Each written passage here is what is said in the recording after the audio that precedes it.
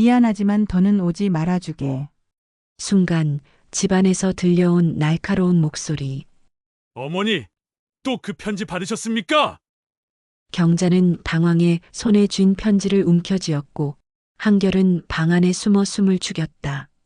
긴장 속 우빈의 눈빛이 번뜩이며 차가운 의심이 공기를 가른다. 구독과 좋아요는 무료 복권 같은 거예요. 누르시면 오늘 하루 행운이 찾아옵니다. 자, 그럼 오늘의 사연 속으로 함께 들어가 보실까요? 새벽 5시 알람 소리가 고시원 복도를 가르며 울려 퍼집니다. 정한결은 몸을 일으키며 오른쪽 다리에 찬 보조기를 만져봅니다. 차가운 쇠 재질이 손끝에 닿자 하루가 시작됐다는 현실감이 밀려옵니다. 또 하루구나. 한결은 작은 세면대에서 찬물로 얼굴을 씻으며 거울 속 자신을 바라봅니다. 30을 갓 넘긴 얼굴이지만 이미 깊은 주름이 눈가에 자리 잡았습니다. 6개월 전 그 교통사고가 모든 걸 바꿔놓았죠. 건설 현장에서 일하던 그는 하루아침에 오토바이 퀵서비스 기사로 전업해야 했습니다. 보조기를 찬 다리로는 무거운 짐을 나르는 일이 불가능했거든요. 하지만 배달은 달랐습니다. 오토바이만 탈 수 있다면, 아니 탈 수밖에 없다면 할 수 있는 일이었습니다. 그래도 쉬운 일은 아니었죠.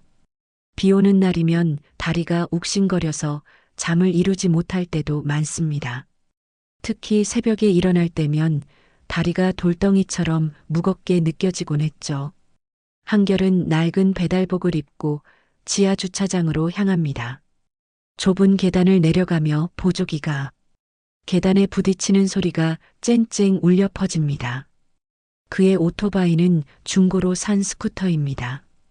여기저기 긁힌 자국이 있지만 그에게는 생계를 책임지는 소중한 동반자입니다. 매일 아침 시동을 걸 때마다 기도합니다.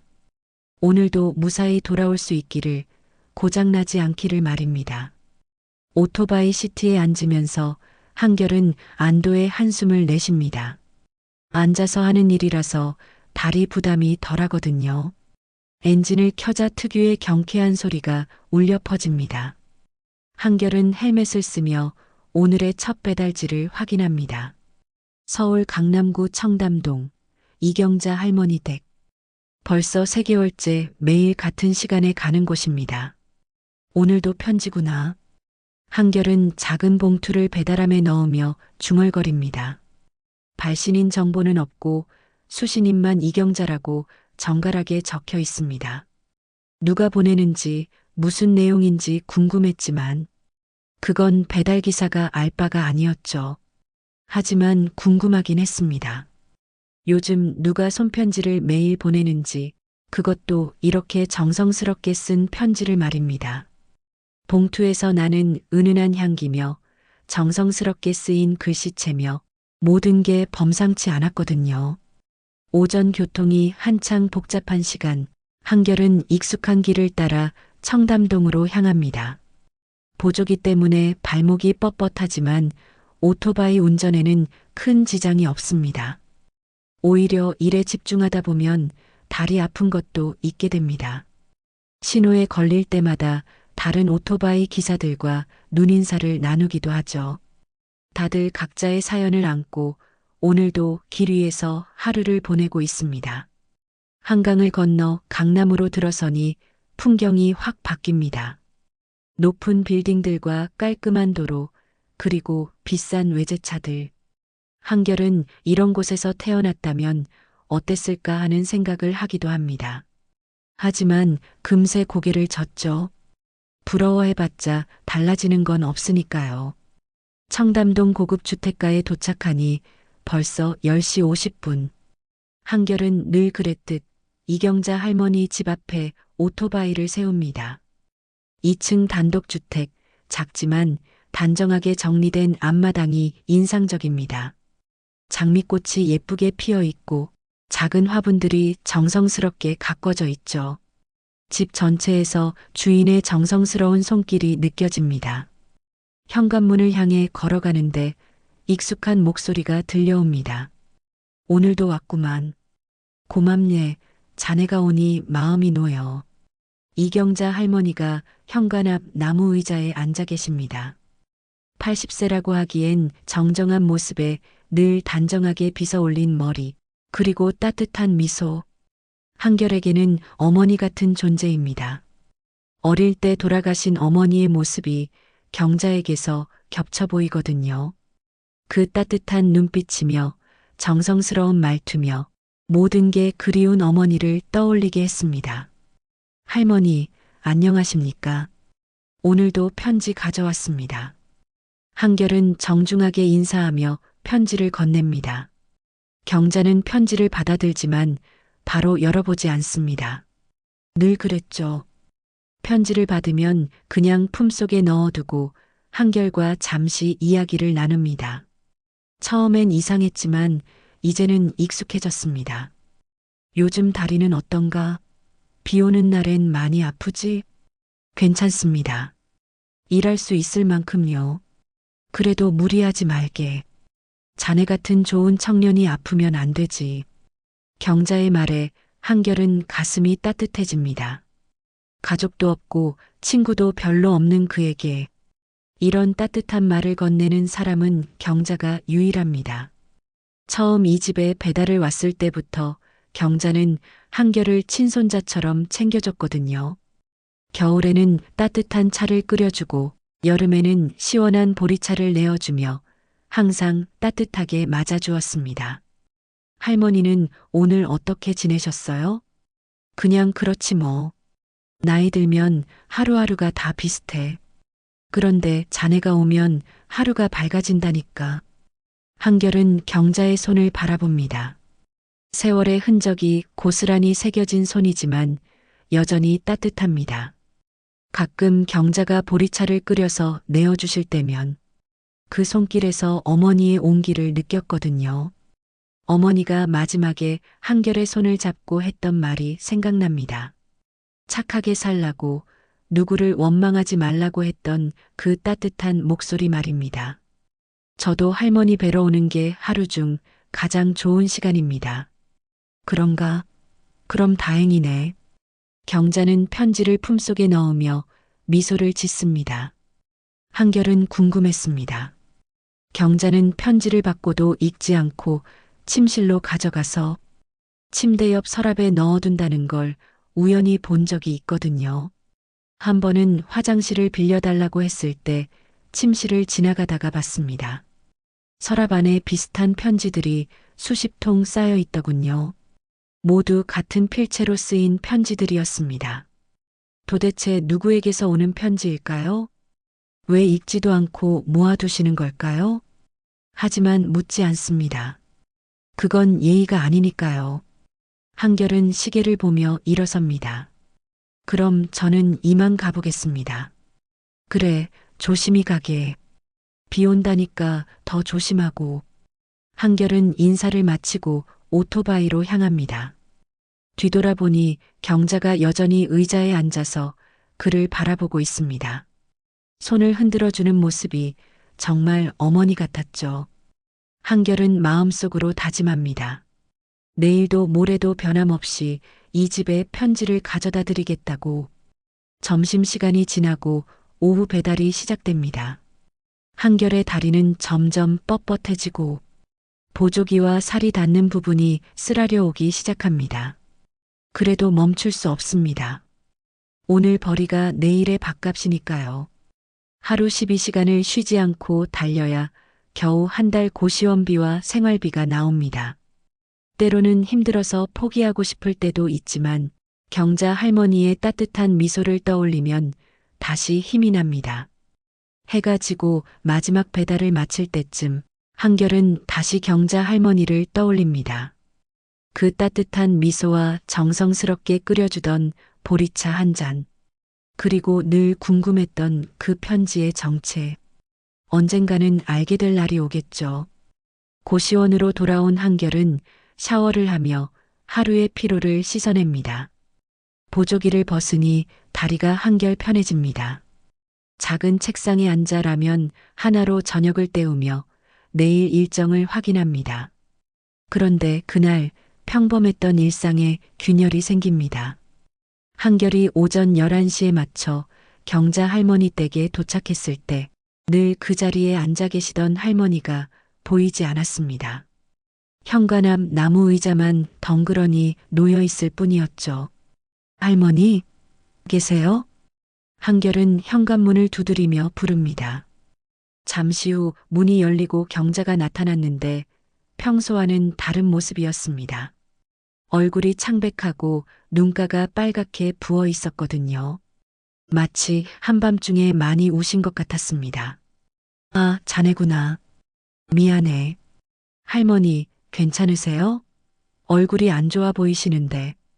경자는 고개를 저으며 억지로 미소를 지어 보입니다. 하지만 그 미소 뒤에 깊은 슬픔이 숨어 있다는 걸 한결도 느낄 수 있었죠. 괜찮아. 나이 들면 이런 날도 있는 거야. 한결은 편지를 건네려 했지만 경자의 반응이 이상했습니다. 편지를 보더니 잠시 망설이더니 받지 않는 것이었습니다.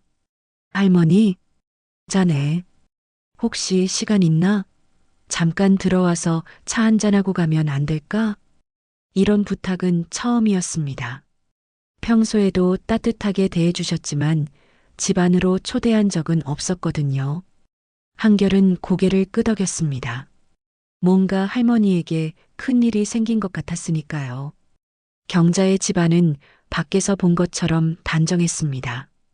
오래된 가구들이지만 정성스럽게 관리되어 있었고 곳곳에 놓인 작은 소품들에서 주인의 정성이 느껴졌습니다. 거실 한쪽 벽에는 오래된 사진들이 걸려 있었는데 젊은 시절의 경자와 한 남성이 함께 찍은 사진도 보였습니다. 앉아. 차 끓여줄게. 경자는 부엌으로 가서 보리차를 끓이기 시작했습니다. 한결은 거실을 둘러보다가 침실 쪽을 바라보게 됐습니다. 문이 살짝 열려 있어서 안이 보였는데 침대 옆 서랍이 열려 있었습니다. 그 안에는 정말 많은 편지들이 쌓여 있었죠. 수십 통, 아니 100통도 넘어 보였습니다. 여기. 경자가 따뜻한 보리차를 내어주며 한결 옆에 앉았습니다. 평소보다 훨씬 조심스러운 모습이었죠. 할머니, 무슨 일 있으세요? 편지도 안 받으시고. 경자는 한참 동안 찻잔을 바라보더니 입을 엽니다. 자네, 가족이 있나? 아니요. 어머니가 제가 15대 돌아가시고 아버지는 잘 모르겠어요. 그렇구나. 경자의 눈에 다시 눈물이 고입니다. 한결은 뭔가 할머니의 상황과 자신의 처지가 닮아 있다는 걸 느꼈습니다. 할머니도 혼자 사세요? 응. 혼자 산 지 벌써 50년이 넘었어. 50년이요? 경자는 고개를 끄덕입니다. 그리고 침실 쪽을 바라보더니 말을 이어갑니다. 저 편지들 다 한 사람이 보낸 거야. 한결의 가슴이 두근거렸습니다. 드디어 그 편지의 비밀을 알게 되는 걸까요? 50년 동안요? 처음엔 가끔이었어. 1년에 한두 번 정도. 그런데 3개월 전부터는 매일 와. 자네가 가져다 주는 편지 말이야. 경자는 찻잔을 내려놓고 한결을 바라봅니다. 그 사람이 내 생의 가장 큰 아픔이자 가장 큰 사랑이었어. 한결은 조심스럽게 물어봅니다. 읽어보지 않으세요? 읽을 수가 없어. 읽으면 다시 흔들릴까봐. 그때 현관문에서 벨이 울렸습니다. 경자의 얼굴이 순간 굳어집니다. 누구세요? 어머니, 저예요. 우빈이에요. 경자는 한결을 바라보며 작은 목소리로 말합니다. 자네, 미안하지만 잠깐 뒤쪽 방에 있어줄 수 있나? 설명하기 복잡한 일이 있어서. 한결은 고개를 끄덕이고 경자가 가리킨 작은 방으로 들어갔습니다. 문을 살짝 열어두고 상황을 지켜봤죠. 현관문이 열리고 30대 후반으로 보이는 남성이 들어왔습니다. 고급 양복을 입고 있었지만 표정이 험악했습니다. 어머니, 또 그 편지 받으셨죠? 우빈아, 몇 번 말씀드렸습니까? 그 사람과는 연관을 끊으셔야 한다고. 우빈이라는 남성은 거실을 둘러보다가 찻잔 2개를 발견했습니다. 누가 다녀갔어요? 그냥 이웃이. 어머니, 지금 거짓말하고 계신 거죠? 혹시 그 배달 온 사람이랑 뭔 얘기했어요? 한결은 가슴이 철렁했습니다. 자신에 대해 알고 있다는 뜻이었거든요. 우빈아, 그 청년은 그냥 배달만 하는 애야. 어머니가 너무 순진하세요. 요즘 세상에 그냥 친절한 사람이 어디 있어요?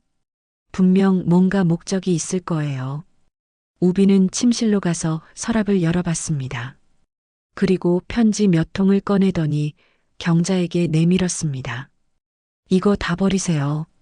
그리고 더 이상 받지도 마시고요. 우빈아, 그건 이제 와서 편지 몇 통으로 과거를 덮으려고 해요? 경자는 아무 말도 하지 못했습니다. 우빈의 목소리에는 깊은 분노가 담겨 있었거든요. 내일부터는 그 배달 청년한테 더 이상 오지 말라고 하세요. 그리고 이 편지들도 다 처리하겠습니다. 우빈은 편지들을 모두 가져가려 했습니다. 그때 경자가 벌떡 일어났습니다. 안 돼. 어머니, 그 편지들은 내 것이야. 내가 가져갈 수 없어. 우빈과 경자 사이에 팽팽한 긴장감이 흘렀습니다. 한결은 숨을 죽이고 상황을 지켜봤죠. 어머니, 정말 그 사람 편을 드시려고요? 편을 드는 게 아니야. 그냥 내 마음을 좀 이해해줘. 우빈은 한숨을 쉬더니 편지들을 내려놓았습니다. 알겠어요. 하지만 조건이 있어요. 더 이상 그 배달 청년과는 연락하지 마세요. 그리고 만약 또 이상한 일이 생기면 그때는 제가 직접 나서겠습니다. 우빈이 나간 후 경자는 주저앉으며 눈물을 흘렸습니다. 한결은 조심스럽게 나와서 경자 옆에 앉았습니다. 할머니, 미안해. 자네까지 이런 일에 휘말리게 해서. 경자는 한결의 손을 잡으며 말했습니다. 자네한테 부탁이 있어. 혹시 더 이상 여기에 편지를 가져오지 말아줄 수 있겠나? 한결의 가슴이 아팠습니다. 하루 중 가장 따뜻했던 순간을 잃게 되는 것 같았거든요. 한결은 경자의 부탁을 들은 후 며칠 동안 마음이 무겁기만 했습니다. 하루 중 가장 따뜻했던 시간을 잃은 것 같아서 허전했거든요. 그래도 할머니의 처지를 이해할 수 있었습니다. 가족과의 갈등까지 생겼는데 자신 때문에 더 힘들어지실 수는 없으니까요. 3일째 되는 날, 한결은 배달회사 사무실에서 업무를 정리하고 있었습니다. 새로운 배달 건들을 확인하면서도 자꾸만 경자 할머니 생각이 났죠. 지금쯤 현관 앞 의자에 앉아서 누군가를 기다리고 계실까요? 아니면 그냥 혼자 쓸쓸히 시간을 보내고 계실까요? 한결 씨, 이거 좀 봐요. 동료 배달기사 민수가 한결을 불렀습니다. 손에는 작은 봉투 하나를 들고 있었죠. 뭔데요? 청담동 이경자 씨한테 가는 편지인데 발송 취소됐어요. 고객이 직접 전화해서 더 이상 배달하지 말라고 하더라고요. 한결은 그 편지를 받아들었습니다. 익숙한 봉투였죠. 지난 3개월 동안 매일 들고 갔던 바로 그 편지였습니다. 그런데 이상한 게 뭔지 알아요? 뭐가요? 이 편지 발신인 주소를 보니까 지방 병원이더라고요. 그것도 호스피스 병동이 있는 곳. 한결의 가슴이 두근거렸습니다. 호스피스 병동이라니. 그곳은 마지막을 준비하는 환자들이 있는 곳이잖아요. 혹시 주소 알 수 있을까요? 왜요? 설마 직접 가보려고요? 한결은 망설였습니다. 이건 자신이 관여할 일이 아닐 수도 있었거든요. 하지만 경자 할머니의 슬픈 눈빛이 자꾸만 떠올랐습니다. 그리고 50년 동안 이어진 편지의 비밀이 너무 궁금했죠. 그냥 궁금해서요. 민수는 주소를 적어줬습니다. 충청남도 천안의 작은 병원이었습니다. 한결은 그 종이를 주머니에 넣고 고민에 빠졌습니다. 과연 가봐야 할까요? 그날 오후 한결은 결국 천안으로 향하는 버스에 몸을 맡겼습니다. 보조기를 찬 다리가 불편했지만 참을만 했습니다. 버스 안에서 계속 생각했죠. 도대체 누가 경자 할머니에게 50년 동안 편지를 보내온 걸까요? 천안에 도착해서 택시를 타고 병원에 갔습니다. 생각보다 작은 병원이었죠. 호스피스 병동이라고 해서 큰 곳일 줄 알았는데 지방의 조용한 요양병원 같은 느낌이었습니다. 실례합니다. 혹시 여기서 서울 청담동으로 편지를 보내는 환자분이 계신가요? 접수 데스크의 중년 간호사가 한결을 바라봤습니다. 편지요? 아, 혹시 강 회장님 말씀이세요? 강 회장님이요? 네. 강정훈 회장님. 매일 손편지를 쓰셔서 보내시거든요. 그런데 어떻게 하셨어요? 한결은 가슴이 철렁했습니다. 강정훈이라는 이름이 왠지 익숙했거든요. 어디서 들어본 것 같은 이름이었습니다. 제가 그 편지를 배달하는 기사입니다. 그런데 갑자기 취소가 돼서 아, 그러셨군요. 회장님께서 오늘 아침에 갑자기 편지 발송을 중단하신다고 하셨어요. 무슨 일이 있으신 것 같더라고요. 간호사는 주변을 둘러보더니 작은 목소리로 말했습니다. 회장님이 여기 오신 지 벌써 6개월이 됐어요. 췌장암 말기시거든요. 처음엔 가족분들도 자주 오셨는데 3개월 전부터는 아들분만 가끔 오세요. 그렇군요. 그런데 3개월 전부터 갑자기 매일 편지를 쓰기 시작하셨어요. 항상 같은 주소로요. 손이 많이 떨리시는데도 정성스럽게 쓰시더라고요. 한결은 점점 상황이 이해되기 시작했습니다. 3개월 전부터 매일 온 편지, 그리고 말기 암 환자. 이 모든 게 우연일 리 없었죠. 혹시 회장님을 만나볼 수 있을까요? 글쎄요. 지금 많이 약하세요. 그리고 면회객도 거의 받지 않으시고. 그때 복도 끝에서 익숙한 목소리가 들려왔습니다. 간호사님, 아버지는 어떠세요? 한결이 돌아보니 며칠 전에 경자 할머니 집에서 봤던 그 남자, 우빈이 걸어오고 있었습니다. 우빈도 한결을 보자 눈을 크게 떴죠. 당신, 왜 여기에? 저는 혹시 우리 어머니한테서 뭔 얘기 들었어요? 아니면 돈 때문에 온 거예요? 우빈의 목소리에는 경계심이 가득했습니다. 한결은 당황했지만 차분하게 대답했습니다. 그런 게 아니에요. 그냥 편지가 갑자기 중단돼서 궁금해서 온 거예요. 편지? 아, 그 편지 말이에요.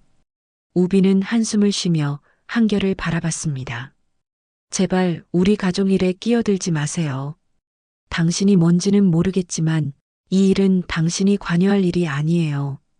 하지만 할머니가 많이 힘들어 하시던데요. 할머니라고 하셨죠? 당신이 우리 어머니를 뭐라고 부르든 상관없지만 50년 전에 끝난 일을 다시 들춰낼 필요는 없어요. 우빈은 간호사에게 물어봤습니다. 아버지께서 편지 보내는 거 정말 중단하셨나요? 네. 오늘 아침에 갑자기 그러시더라고요. 그런데 많이 우울해 하세요. 우빈은 복잡한 표정을 지었습니다. 그리고 한결에게 말했습니다. 당신도 이제 그만 돌아가세요. 여기 올 이유 없어요. 하지만 한결은 자리를 떠날 수 없었습니다. 너무 많은 의문이 남아 있었거든요. 죄송하지만 한 가지만 물어봐도 될까요? 도대체 할머니와 회장님 사이에 무슨 일이 있었던 건가요? 우빈의 얼굴이 굳어졌습니다. 50년 전 얘기를 왜 알고 싶어 해요? 당신과는 상관없는 일이에요. 하지만 제가 3개월 동안 그 편지를 배달했고 할머니가 얼마나 힘들어 하시는지 봤어요. 우빈은 잠시 망설이더니 입을 열었습니다. 좋아요. 그렇게 궁금하다면 말해드리죠. 50년 전에 우리 아버지가 그 여자를 버린 거예요. 임신한 채로 말이에요. 한결은 충격을 받았습니다. 임신요? 네. 그런데 그 아이는 결국 죽었어요. 태어나자마자요. 그 여자가 혼자 감당하다가 아이를 잃은 거죠. 우빈의 목소리에는 복잡한 감정이 섞여 있었습니다. 그런데 지금 와서 편지로 사과한다고 뭐가 달라져요? 이미 늦었어요. 한결은 가슴이 답답했습니다. 50년 전의 아픈 사연이 이제야 드러나고 있었거든요. 그럼 회장님은 왜 지금에서야 편지를 보내시는 건가요? 시한부 선고를 받고 나서 갑자기 그러기 시작했어요. 아마 죄책감 때문일 거예요. 우비는 피곤한 듯 이마를 문질렀습니다. 제발 이제 그만 가세요. 더 이상 우리 가족을 괴롭히지 마시고. 한결은 더 이상 할 말이 없었습니다. 하지만 마음 한편으로는 더 알고 싶었죠. 진짜 진실이 무엇인지 말입니다. 한결은 병원에서 나오면서도 마음이 무겁기만 했습니다. 50년 전에 아픈 사연을 들었지만 뭔가 석연치 않은 느낌이 들었거든요. 우빈의 말이 전부일까요? 정말로 강정훈 회장이 경자 할머니를 그렇게 냉정하게 버린 걸까요? 버스를 기다리며 한결은 깊은 생각에 빠졌습니다. 경자 할머니의 슬픈 눈빛과 50년 동안 모아둔 편지들, 그리고 읽지도 않으면서 소중히 간직하던 모습. 단순히 원망한다면 그런 행동을 할 이유가 없잖아요. 뭔가 다른 이유가 있을 거야. 한결은 중얼거렸습니다. 그리고 결심했죠. 진실을 알아내겠다고 말입니다. 서울로 돌아온 한결은 인터넷 검색을 시작했습니다. 강정훈이라는 이름으로 검색해보니 정말 놀라운 사실을 발견했습니다. 한우정밀이라는 대기업의 회장이었던 거죠. 건설과 제조업을 하는 큰 회사였습니다. 이런 큰 회사 회장이었구나. 기사를 더 찾아보니 강정훈 회장의 과거 이야기도 나왔습니다. 가난한 집안에서 태어나 대학 시절 공부만으로 장학금을 받으며 공부했다는 내용이었죠. 그리고 졸업 후 작은 회사에서 시작해서 지금의 대기업을 일궈냈다고 했습니다. 하지만 개인적인 이야기는 별로 없었습니다. 부인과 아들 우빈에 대한 언급은 있었지만 50년 전 연인에 대한 이야기는 당연히 없었죠. 한결은 다른 방법을 생각해 봤습니다. 혹시 경자 할머니에게 직접 물어보면 어떨까요? 우빈이 오지 말라고 했지만 할머니의 진짜 마음이 궁금했거든요. 다음 날 오후 한결은 청담동으로 향했습니다. 평소와 다른 시간이었지만 경자 할머니를 만나고 싶었습니다. 집 앞에 도착하니 할머니가 마당에서 화초에 물을 주고 계셨어요. 할머니, 어머, 자네구나. 어떻게 이 시간에? 경자는 놀라면서도 반가워했습니다. 하지만 곧 걱정스러운 표정을 지었죠. 우빈이가 뭐라고 할까봐 걱정이야. 할머니, 제가 어제 천안에 다녀왔어요. 경자의 얼굴이 순간 굳어졌습니다. 천안에? 네. 편지를 보내던 분을 만나러요. 경자는 물뿌리개를 내려놓고 한결을 바라봤습니다. 눈에는 복잡한 감정이 섞여 있었죠. 그 사람을 만났나? 아니요. 하지만 그분 아들을 만났어요. 그리고 50년 전 이야기를 들었습니다. 경자는 한숨을 쉬며 마당 벤치에 앉았습니다. 한결도 그 옆에 앉았죠. 그럼 다 알겠구나. 내가 얼마나 바보 같은 여자인지. 그런 게 아니에요. 저는 할머니의 진짜 마음이 궁금해요. 경자는 하늘을 올려다보며 입을 열었습니다. 자네가 들은 게 사실이야. 50년 전에 정훈이는 나를 떠났어. 내가 임신했을 때 말이지. 하지만 할머니는 그분을 원망하지 않으시잖아요. 편지도 버리지 않고 모아두시고. 경자의 눈에 눈물이 고였습니다. 그 애가 떠난 게 원망스럽지 않았다면 거짓말이야. 하지만 그 애도 힘들었을 거야. 힘들었다고요? 정훈이는 가난한 집 아들이었어. 장학금으로 겨우 대학을 다니던 애였지. 그런데 재벌가 딸과 결혼하면 모든 게 해결된다고 했을 때 그 애가 어떤 선택을 할 수 있었겠어? 한결은 놀랐습니다. 우빈이 말한 것과는 다른 이야기였거든요. 재벌가요? 응. 지금의 부인 말이야. 그 집안에서 정훈이의 재능을 눈여겨보고 사위로 삼고 싶어 했대. 그래서 나와 헤어지라고 했던 거지. 경자는 손수건으로 눈물을 닦았습니다. 그때 나는 임신 사실을 정훈이에게 말했어. 그랬더니 그 애가 울면서 말하더라. 미안하다고, 자기 때문에 내가 힘들어질까봐 걱정된다고. 그럼 회장님도 원해서 떠난 게 아니었던 거네요? 그렇지. 하지만 결국 떠났잖아. 나는 혼자 아이를 낳아야 했고, 경자의 목소리가 떨렸습니다. 그런데 그 아이가 태어나자마자 죽었어. 너무 일찍 태어났거든. 혼자 감당하기엔 너무 힘든 상황이었어. 한결은 가슴이 아팠습니다.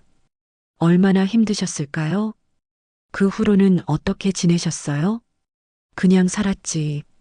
다른 선택이 있었나?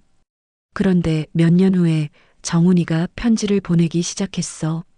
처음엔 1년에 한 번, 그 다음엔 몇 달에 한 번씩. 그 편지들을 왜 읽지 않으세요?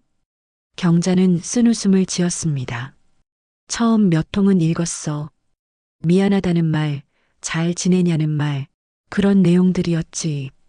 그런데 읽을 때마다 가슴이 아팠어. 그래서 그만뒀지. 하지만 버리지는 않으셨잖아요. 그럴 수가 없었어. 그 애의 마음이 담긴 거잖아.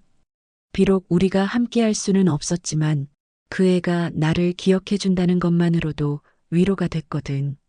한결은 이제야 경자의 마음을 이해할 수 있었습니다.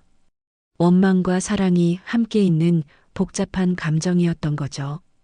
그런데 3개월 전부터 매일 편지가 오기 시작했죠? 그래. 그때부터 이상하다고 생각했어. 뭔가 급한 일이 생긴 건 아닐까 하고.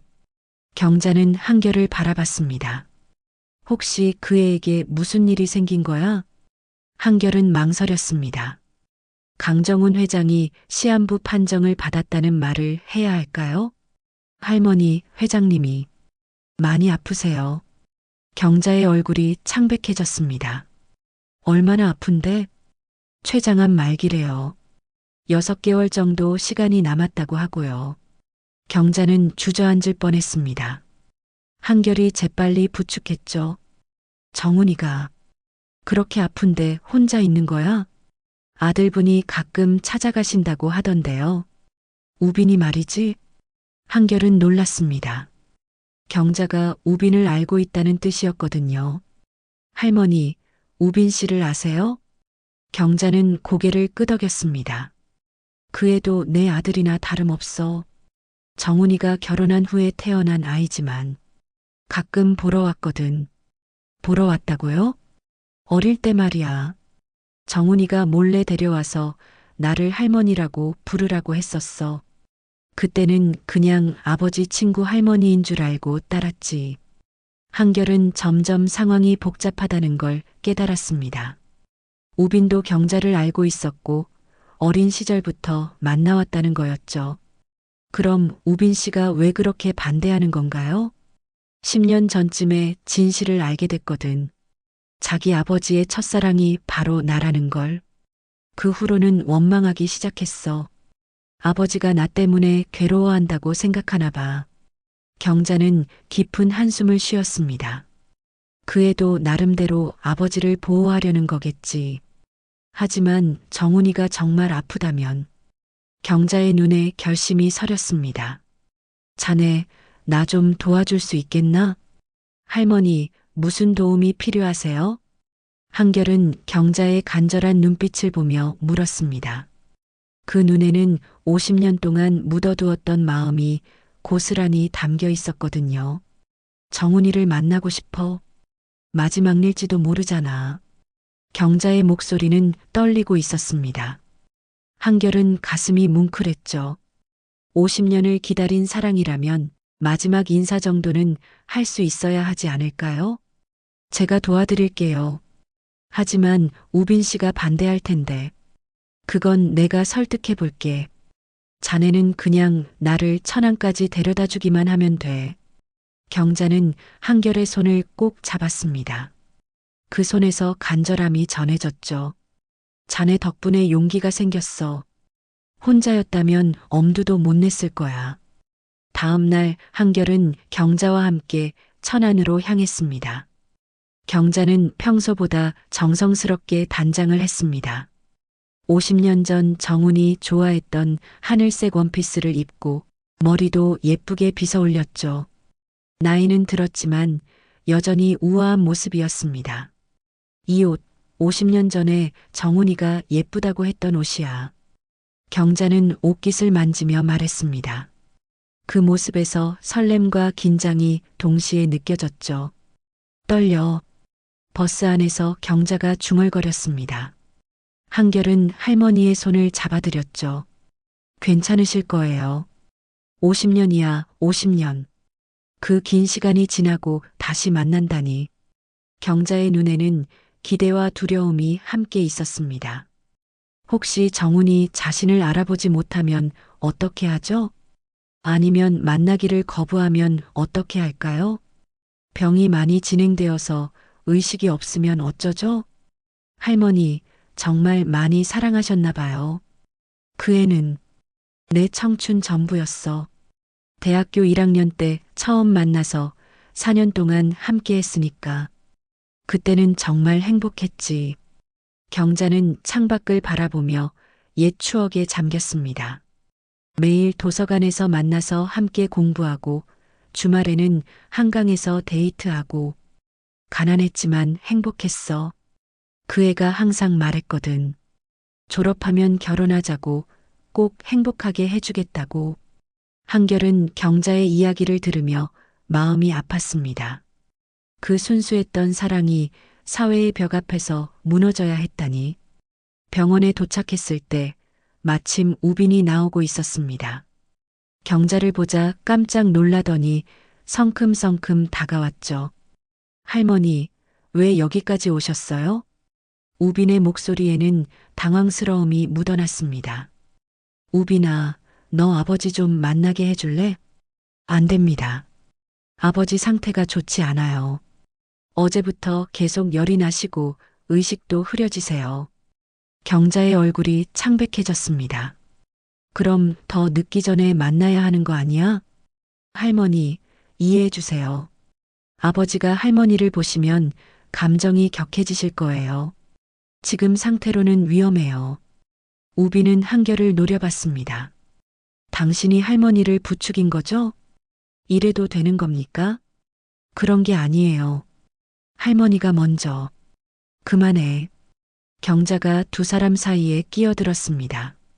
우빈아, 나는 너 아버지에게 원망을 품고 온 게 아니야. 그냥 마지막 인사만 하고 싶어. 50년을 기다렸는데 이렇게 보내면 안 되잖아. 경자의 목소리에는 간절함이 담겨 있었습니다. 우빈도 그 마음을 느꼈는지 표정이 조금 누그러졌죠. 할머니도 아시잖아요. 아버지가 할머니 때문에 얼마나 괴로워하셨는지.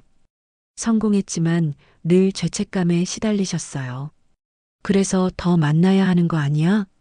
서로 미안하다고 고맙다고 말하면서 정리하자는 거야. 그래야 그 애도 편안하게 갈 수 있잖아. 우빈은 한참 고민하더니 한숨을 쉬었습니다.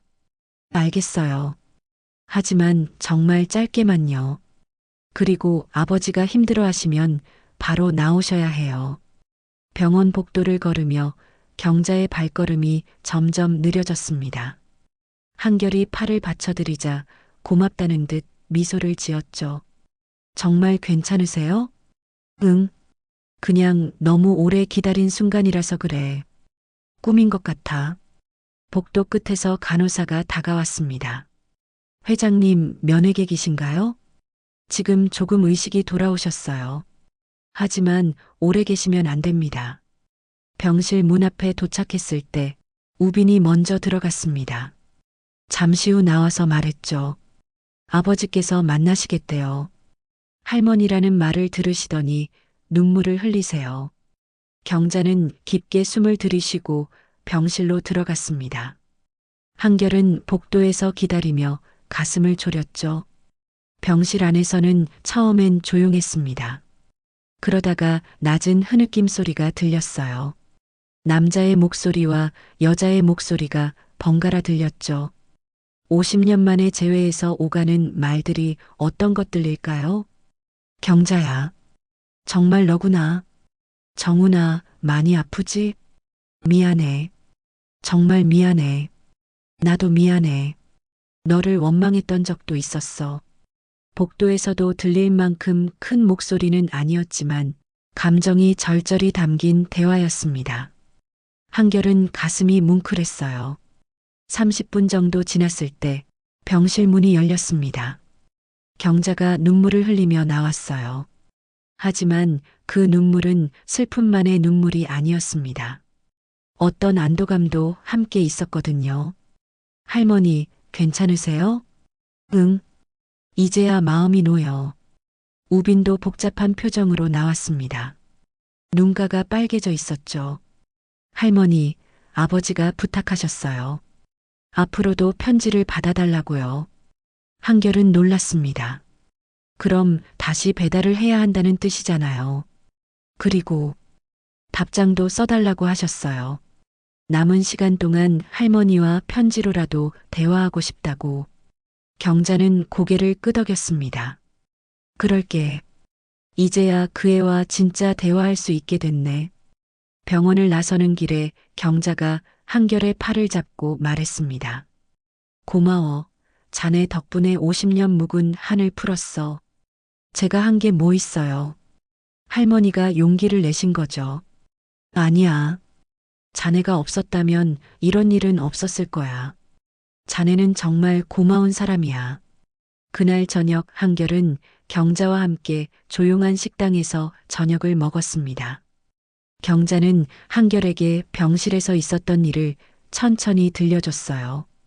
정훈이가 많이 야위었더라.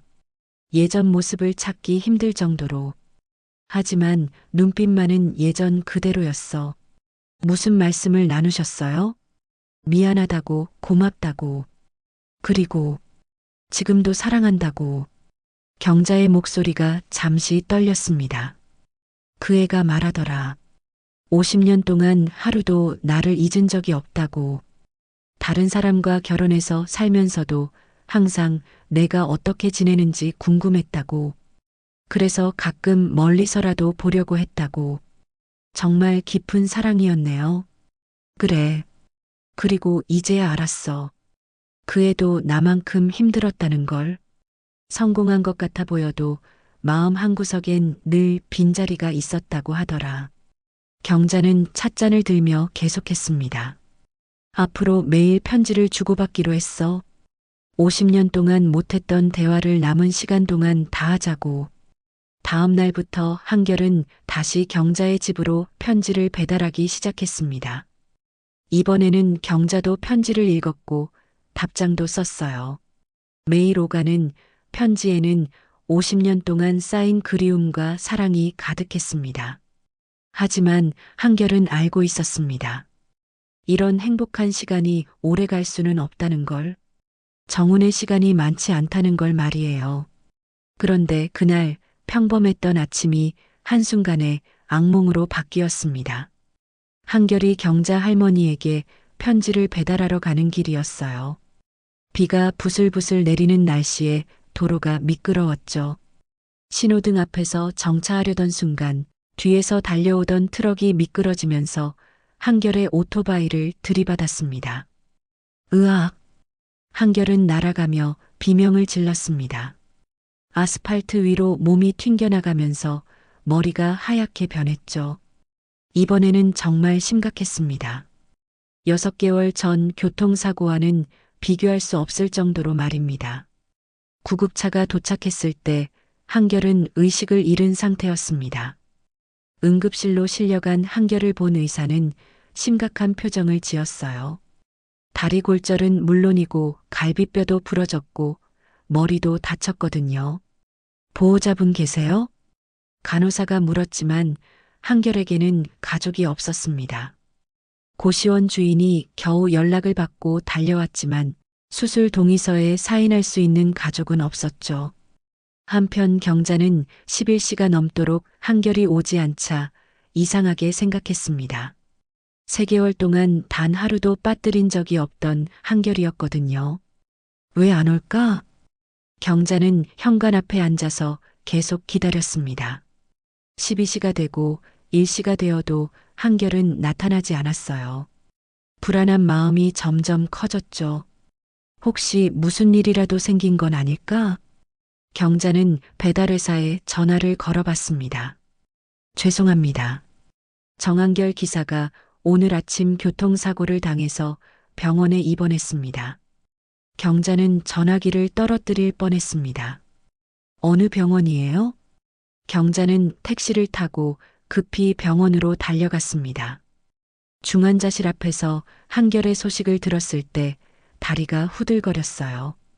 수술은 잘 됐지만 의식을 잃은 상태입니다. 며칠 더 지켜봐야 할 것 같아요. 경자는 중환자실 유리창 너머로 한결을 바라봤습니다. 온몸에 붕대를 감고 기계들에 둘러싸인 한결의 모습을 보니 눈물이 났어요. 다 내 때문이야.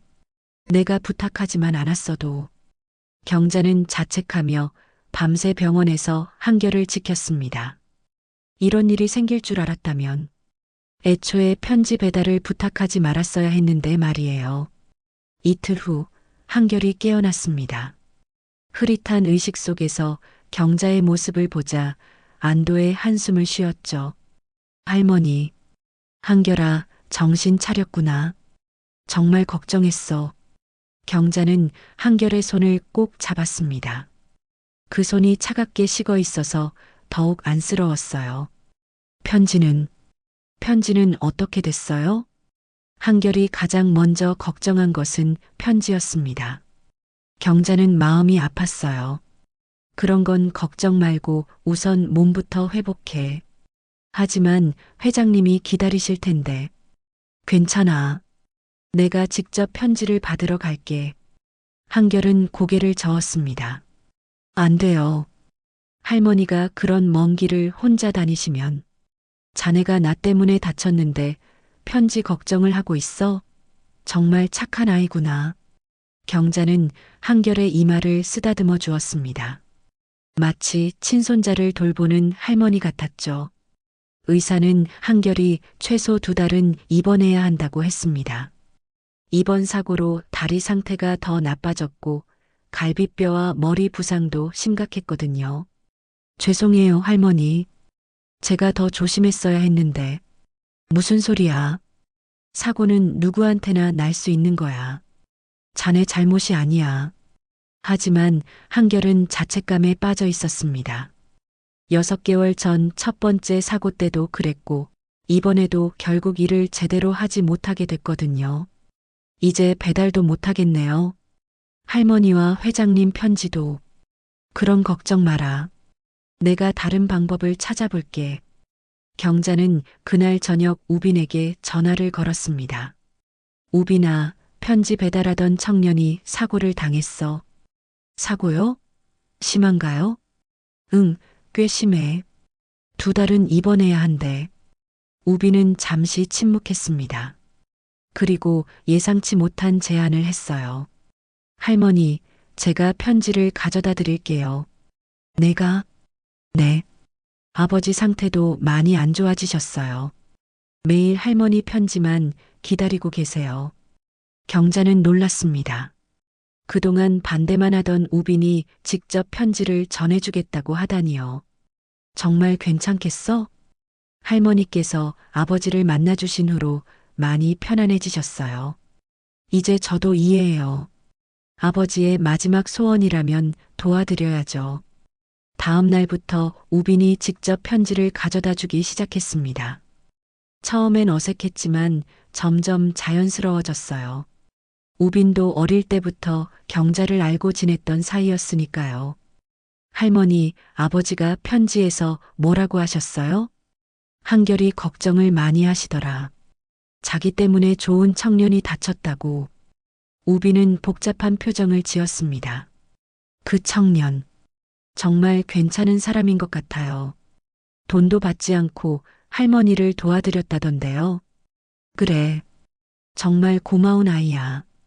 가족도 없이 혼자 힘들게 사는데 나 같은 늙은이를 챙겨줬어. 우빈은 뭔가 결심을 한 듯 말했습니다. 할머니, 그 청년 병원비는 제가 도와드릴게요. 뭐라고? 아버지께서도 그러시더라고요. 자기 때문에 다친 건데 그냥 둘 수는 없다고. 경자는 감동했습니다. 우빈이 이렇게 따뜻한 마음을 가진 줄 몰랐거든요. 고마워, 우빈아. 너도 참 착한 아이구나. 어릴 때부터 할머니께 많은 걸 배웠어요. 사람을 사랑하는 법, 끝까지 기다리는 법. 우빈의 목소리가 조금 떨렸습니다. 사실 저도 처음엔 할머니를 원망했어요. 아버지가 할머니 때문에 괴로워하신다고 생각했거든요. 알고 있어. 하지만 이제 알겠어요. 진짜 사랑이 뭔지, 50년을 기다릴 수 있는 마음이 얼마나 대단한 건지. 경자는 우빈의 손을 잡았습니다. 너도 좋은 사람 만나서 행복하렴. 할머니처럼요? 그래, 할머니처럼. 그렇게 며칠이 지났습니다. 우빈이 편지를 전해주고 경자는 답장을 써서 보내고 한결은 병원에서 회복하면서도 계속 편지 걱정을 했어요. 하지만 어느 날 우빈이 심각한 표정으로 경자를 찾아왔습니다. 할머니, 아버지 상태가 많이 안 좋아졌어요. 경자의 얼굴이 창백해졌습니다. 얼마나 안 좋은데? 의사 선생님이 며칠 안 남은 것 같다고 하셨어요. 경자는 주저앉을 뻔했습니다. 이제 막 편지로 대화를 시작했는데 벌써 이별을 해야 한다니요. 아버지가 할머니를 꼭 한 번 더 보고 싶다고 하세요. 마지막으로 경자는 고갯짓으로 대답했습니다. 그리고 한결이 입원한 병원으로 먼저 갔어요. 한결아, 할머니가 잠깐 멀리 다녀올게. 어디 가세요? 회장님을 마지막으로 뵈러 가야 해. 한결은 경자의 슬픈 표정을 보고 모든 걸 이해했습니다. 할머니, 꼭 다녀오세요. 후회하지 마시고. 경자는 한결의 손을 꼭 잡고 천안으로 향했습니다. 이번에는 정말 마지막이 될지도 모르는 만남이었죠. 경자가 천안병원에 도착했을 때 정훈의 상태는 정말 심각했습니다. 의식이 흐릿하고 숨소리도 가빠졌어요. 우빈이 경자를 병실로 안내하며 작은 목소리로 말했습니다. 할머니, 아버지가 할머니 올 때까지 기다리고 계셨어요. 병실 문을 열고 들어서자 정훈이 천천히 고개를 돌렸습니다. 경자를 보는 순간 그의 눈에 미약한 빛이 돌았어요. 경자야, 왔구나. 정훈아, 내가 왔어. 경자는 정훈의 침대 옆에 앉으며 그의 손을 잡았습니다. 뼈만 남은 손이 너무 차가웠어요. 미안해. 그 청년이 다쳤다면서. 내 때문에. 정훈은 힘들게 말을 이어갔습니다. 한결의 사고 소식을 들은 후 더욱 상태가 악화됐다고 했어요. 그런 말하지 마. 사고는 누구 잘못도 아니야. 아니야.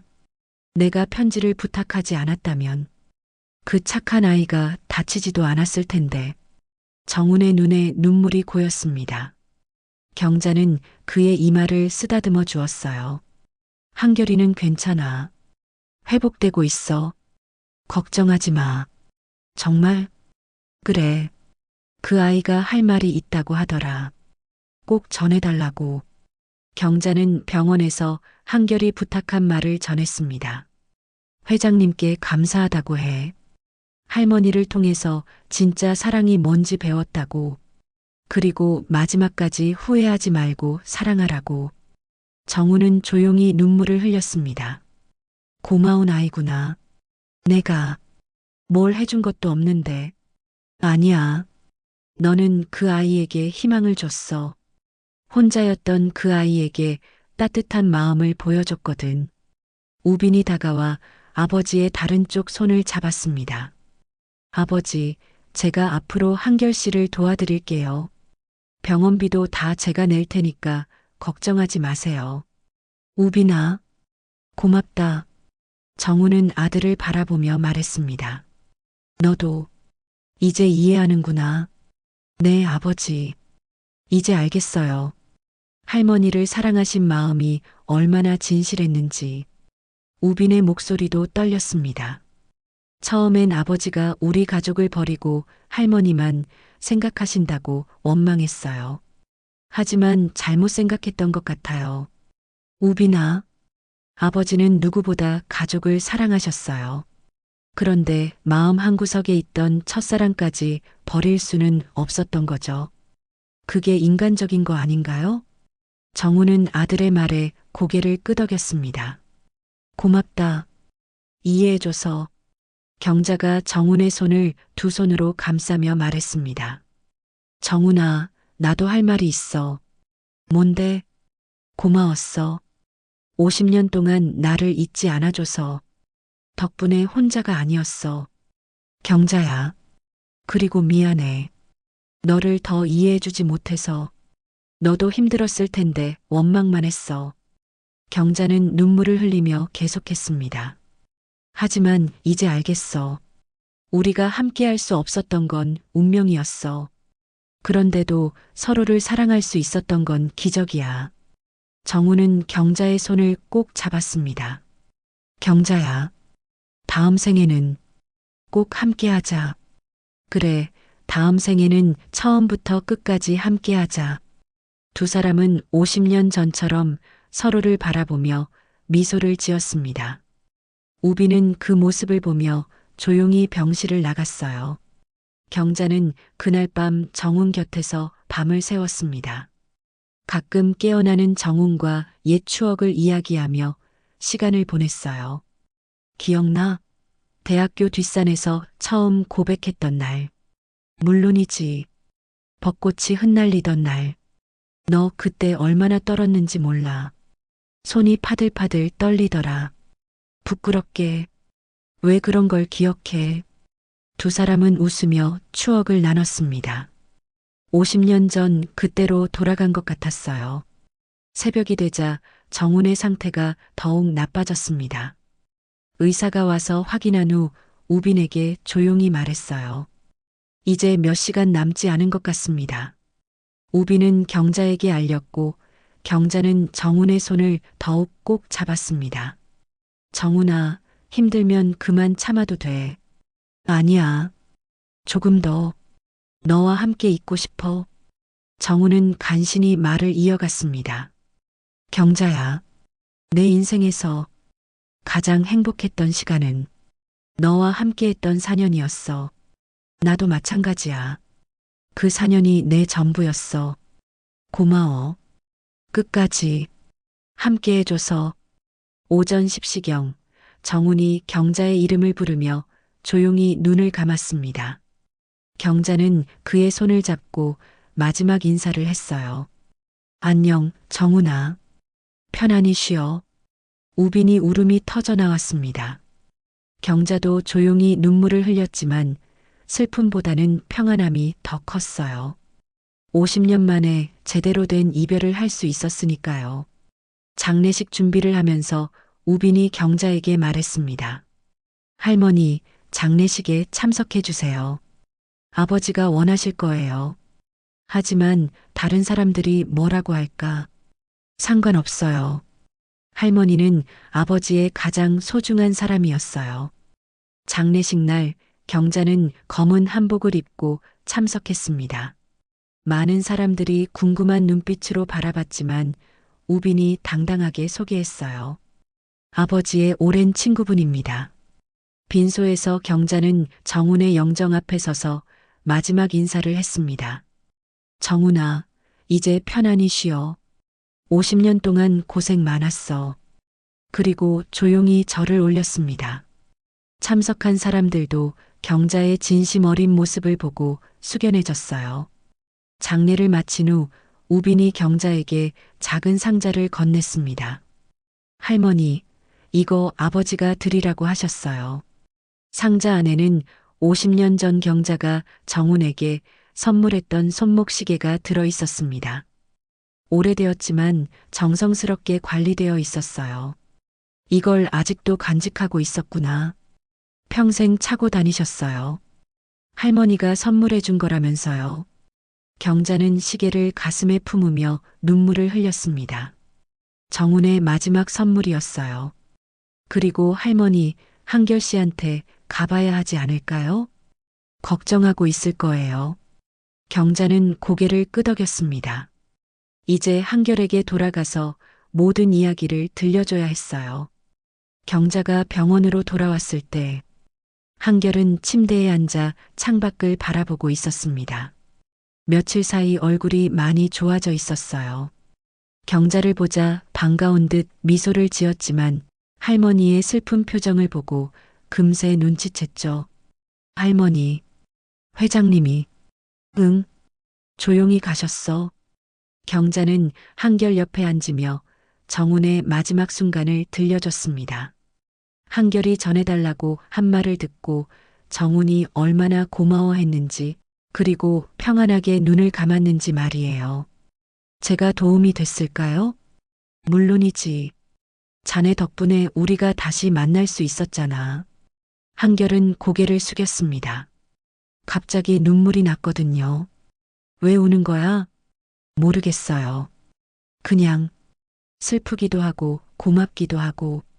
경자는 한결의 등을 토닥여 주었습니다. 자네가 없었다면 나는 끝까지 후회하며 살았을 거야. 정말 고마워. 그때 병실 문이 열리며 우빈이 들어왔습니다. 손에는 큰 봉투를 들고 있었어요. 한결 씨, 몸은 좀 어때요? 많이 좋아졌어요. 걱정해 주셔서 감사합니다. 우빈은 봉투를 한결에게 건넸습니다. 이거 아버지가 드리라고 하셨어요. 한결이 봉투를 열어보니 두툼한 편지 한 통과 통장 하나가 들어 있었습니다. 편지에는 정훈의 마지막 메시지가 적혀 있었어요.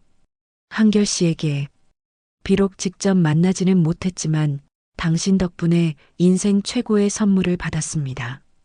50년 만에 첫사랑과 제대로 된 이별을 할 수 있었거든요.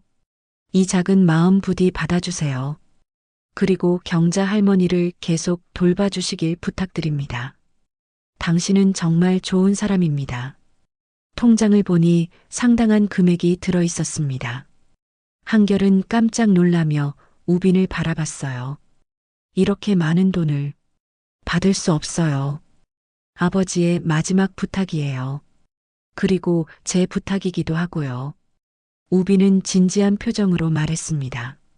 한결 씨, 우리 회사에서 일해 보실 생각 없어요? 네. 사회공헌팀에서 일하시면 어떨까요? 한결 씨 같은 분이 필요해요. 어려운 사람들의 마음을 이해하고 도울 수 있는 사람 말이에요. 한결은 당황했습니다.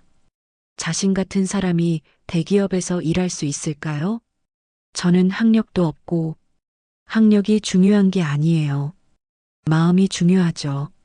한결 씨가 할머니를 대하는 모습을 보면서 확신했어요. 경자도 한결의 손을 잡으며 말했습니다. 한결아, 해봐. 자네라면 분명 잘할 수 있을 거야. 한결은 고민에 빠졌습니다. 정말 자신이 그런 일을 할 수 있을까요?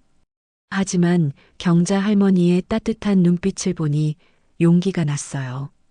감사합니다. 열심히 하겠습니다. 2개월 후 한결은 퇴원해서 새로운 일을 시작했습니다. 한우정밀 사회공헌팀에서 독거노인 지원 사업을 기획하는 일이었어요. 배달기사 경험을 살려서 어려운 환경에 있는 어르신들을 찾아다니며 도움을 드리는 일이었죠. 첫 번째 방문지는 당연히 경자의 집이었습니다. 이번에는 편지가 아니라 직접 안부를 묻기 위해서 말이에요. 할머니, 안녕하세요. 어머, 한결이구나. 정말 말쑥해졌네. 경자는 정장을 입고 온 한결을 보며 흐뭇해했습니다. 할머니도 많이 밝아지셨네요. 정말 그랬어요. 50년 묵은 한을 풀고 난 후 경자는 전보다 훨씬 활기찬 모습이었습니다. 요즘 뭐하고 지내세요? 동네 복지센터에서 할머니들 글쓰기 교실을 하고 있어. 편지 쓰는 법을 가르쳐 주거든. 편지 쓰는 법이요? 그래. 마음을 전하는 방법을 알려주는 거야. 늦었다고 생각하지 말고 사랑한다고, 고맙다고 표현하라고 하지. 한결은 감동했습니다. 경자가 자신의 경험을 다른 사람들에게 나누고 있었던 거예요. 그런데 한결아, 너도 이제 좋은 사람 만나야 하는 거 아니야? 아직은 일에 집중하고 싶어요. 그래도 사랑은 해야지. 나이 들어서 후회하지 말고. 경자는 한결을 바라보며 미소를 지었습니다. 자네 덕분에 내가 사랑의 소중함을 다시 깨달았어. 이제 자네도 행복할 차례야. 몇 달 후 한결은 회사에서 인정받는 직원이 되었습니다. 독거노인 지원 프로그램이 성공을 거두면서 다른 지역으로 확산되기까지 했어요. 한결의 진심 어린 마음이 많은 어르신들에게 위로가 되었거든요. 우빈도 한결을 믿고 더 큰 일을 맡겼습니다. 한결 씨, 이번에 새로운 프로젝트를 맡아보시겠어요? 청년들을 위한 멘토링 프로그램이에요. 저 같은 사람이 멘토를 할 수 있을까요? 물론이죠. 어려움을 극복한 경험이 있으니까 다른 사람들에게 희망을 줄 수 있어요. 한결은 감사했습니다. 6개월 전만 해도 절망적이었던 자신이 이제는 다른 사람을 도울 수 있는 위치에 서게 되었으니까요. 어느 따뜻한 봄날, 한결은 경자의 집을 찾았습니다. 이번에는 일이 아니라 개인적인 방문이었어요. 할머니, 오늘은 제가 편지를 가져왔어요. 편지? 한결은 정성스럽게 쓴 편지 한 통을 내밀었습니다. 할머니에게 드리는 편지예요. 경자는 놀라며 편지를 받았습니다. 봉투에는 사랑하는 할머니께라고 적혀 있었어요. 이게 뭐야? 감사 편지예요. 할머니 덕분에 제가 어떻게 변했는지 써놨어요. 경자는 편지를 읽으며 눈물을 흘렸습니다. 한결이 얼마나 성장했는지 그리고 얼마나 고마워하는지가 진심으로 전해졌거든요. 고마워, 한결아. 정말 고마워. 저야말로 감사해요. 할머니가 저에게 가족이 되어주셨잖아요. 두 사람은 서로를 바라보며 미소를 지었습니다.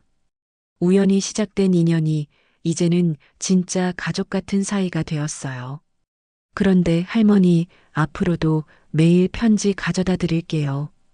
매일? 네. 이제는 제가 할머니께 쓰는 편지로요. 경자는 웃으며 한결의 손을 잡았습니다. 그래, 우리 앞으로도 계속 편지 주고받자. 마음을 전하는 가장 좋은 방법이니까.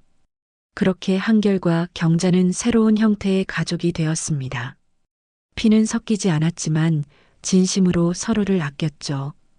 50년 만에 이루어진 사랑 이야기가 끝나면서 새로운 사랑 이야기가 시작된 것입니다. 멀리서 이 모든 걸 지켜본 우빈도 미소를 지었습니다. 아버지가 남긴 마지막 선물이 이렇게 아름다운 결실을 맺었으니까요. 편지는 계속됩니다. 사랑도 계속됩니다. 오늘 사연이 마음에 닿으셨길 바랍니다. 구독과 좋아요는 무료 응원입니다. 건강과 복 그리고 좋은 소식이 늘 함께 하시길 기원합니다.